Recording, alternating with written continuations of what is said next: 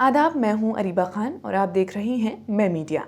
बिहार की कटिहार लोकसभा सीट पर एक बार फिर कांग्रेस के तारिक अनवर और जेडीयू के दुलाल चंद्र गोस्वामी के बीच मुकाबला होने जा रहा है। तारिक अनवर यहां से 5 बार सांसद रह चुके हैं। 2019 में इस सीट पर गोस्वामी ने अनवर को शिकस्त दी थी। पिछले 3 लोकसभा चुनावों की बात करें तो ये सीट एक बार भाजपा, एनसीपी और जेडीयू के खाते में गई है। 2009 में भाजपा के निखिल कुमार चौधरी, 2014 में एनसीपी के तारिक अनवर और 2019 में जेडीयू के दुलाल चंद्र गोस्वामी यहां से सांसद चुने गए।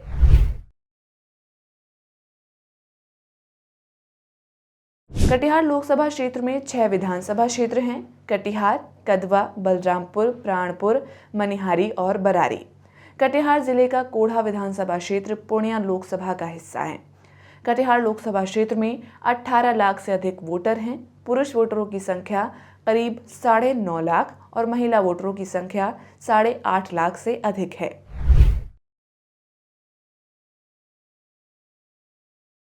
– 2020 के बिहार विधानसभा चुनाव में कटिहार लोकसभा क्षेत्र में वोट प्राप्त करने के मामले में कांग्रेस, राजद, लेफ्ट गठबंधन पहले और एनडीए गठबंधन दूसरे नंबर पर थी। कांग्रेस, राजद, लेफ्ट गठबंधन को 4,79,254 वोट और एनडीए गठबंधन को 3,88,889 वोट प्राप्त हुए। कटिहार लोकसभा क्षेत्र अंतर्गत विधानसभा सीटों में 2 पर कांग्रेस, 2 पर भाजपा और 1 पर जेडीयू और भाकपा माले काबिज हैं। कटिहार विधानसभा क्षेत्र से भाजपा के तारकिशोर प्रसाद, प्राणपुर से भाजपा की निशा सिंह, मनिहारी से कांग्रेस के मनोहर प्रसाद सिंह, कदवा से कांग्रेस के शकील अहमद खान, बरारी से जेडीयू के विजय सिंह और बलरामपुर से भाकपा माले के महबूब आलम वर्तमान में विधायक हैं।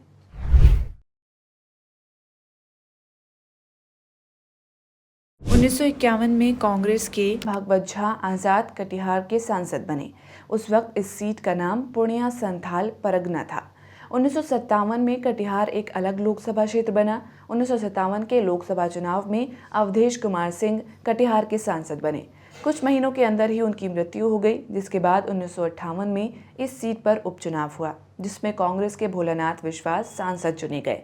1962 में प्रिया गुप्ता, 1967 में सीताराम केसरी, 1971 में ज्ञानेश्वर यादव और 1977 में युवराज कटिहार से सांसद बने। तारिक अनवर ने 1980 से 1989 तक कटिहार सीट का प्रतिनिधित्व किया। 1989 में युवराज, 1991 में मोहम्मद यूनुस सलीम तथा 1996 और 98 के लोकसभा चुनाव में तारिक अनवर कटिहार से सांसद बने। 1999 से 2014 तक भारतीय जनता पार्टी के निखिल कुमार चौधरी कटिहार के सांसद रहे। 2014 में पूरे देश में मोदी लहर के बावजूद कटिहार लोकसभा सीट से तारिक अनवर जीतने में सफल रहे।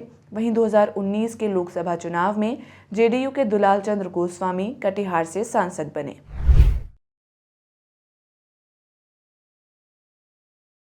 73 वर्षीय तारिक अनवर कटिहार लोकसभा सीट पर इंडिया गठबंधन के उम्मीदवार हैं। कटिहार सीट के लिए अब तक हुए 17 लोकसभा चुनावों में 12 बार तारिक अनवर से सीधा मुकाबला हुआ है और इसमें तारिक अनवर 5 बार जीतने में सफल भी रहे हैं।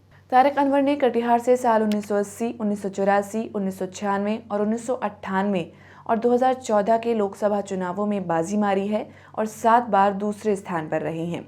2004 से 2014 के बीच वे राज्यसभा के सदस्य भी रहे। उन्होंने अपने राजनीतिक करियर की शुरुआत यूथ कांग्रेस के सदस्य के तौर पर की थी। तारिक अनवर के पिता शाह मुश्ताक भी राजनीति में सक्रिय थे। साल 1951 में देश में जब पहला चुनाव हुआ तो उस वक्त शाह मुश्ताक बिहार के शेखपुरा से विधायक बने थे। तारिक अनवर के पास 1 करोड़ रुपए से अधिक की चल संपत्ति और 6 करोड़ 11 लाख 50 हजार रुपए की अचल संपत्ति है। वहीं उनकी पत्नी के पास 2 करोड़ 40 लाख रुपए की चल संपत्ति और करीब 9.5 करोड़ रुपए की अचल संपत्ति है।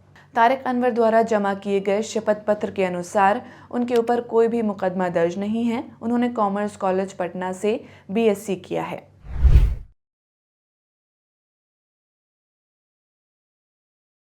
56 वर्षीय दुलाल चंद्र गोस्वामी कटिहार लोकसभा सीट पर एनडीए गठबंधन के प्रत्याशी हैं।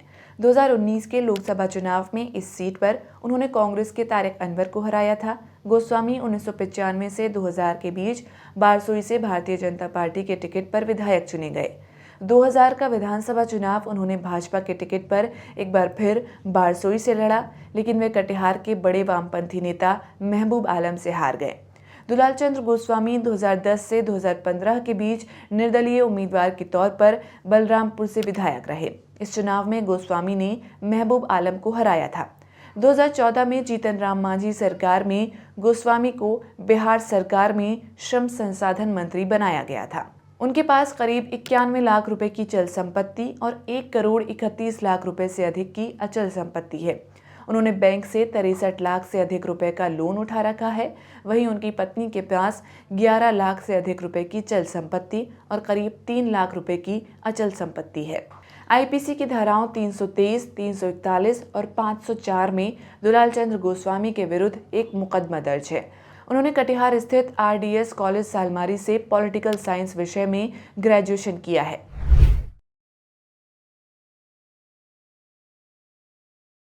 दो 2019 में कटिहार लोकसभा सीट पर जेडीयू के दुलाल चंद्र गोस्वामी ने तारिक अनवर को 57,203 वोटों से हराया था। दुलाल चंद्र को 5,59,423 और तारिक अनवर को 5,02,220 वोट मिले। 2019 लोकसभा चुनाव में कटिहार सीट के तहत आने वाले 5 विधानसभा क्षेत्रों में जेडीयू के उम्मीदवार दुलाल चंद्र गोस्वामी वोट हासिल करने के मामले में आगे थे। सिर्फ बलरामपुर सीट पर कांग्रेस के तारिक अनवर को सबसे अधिक वोट मिले। कदवा विधानसभा क्षेत्र में जेडीयू को 93,469 वोट, कांग्रेस को 71,813 और कटिहार में जेडीयू को 1,02,340 और कांग्रेस को 57,094 वोट मिले।